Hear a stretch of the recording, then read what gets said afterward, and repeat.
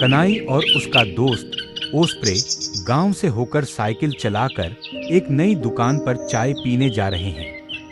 চল মনুয়া, তোকে আজ আমি বেড়াতে নিয়ে যাবো, ঠিক আছে বুঝলি? সাইকেলের পেছনে ভালো করে বসবি আর ভালো করে ধরবি। এই যে গ্রামটা দেখতে পাচ্ছিস তো, এই গ্রামে আগে আমরা অনেক খেলাধুলা করেছি। এখানে অনেক ছেলেরা আসতো খেলাধুলা করতে, খুব সুন্দর মজা করে সবাই খেলাধুলা করতো বুঝলি। এই দেখ আমরা দোকানে চলে এসেছি, দেখ দোকানটা কত সুন্দর, কিন্তু আজকে মনে হচ্ছে দোকানটা খুলবে না। তাহলে আমরা কিছুক্ষণ ওয়েট করি, যদি দোকানদার দোকানে আসে।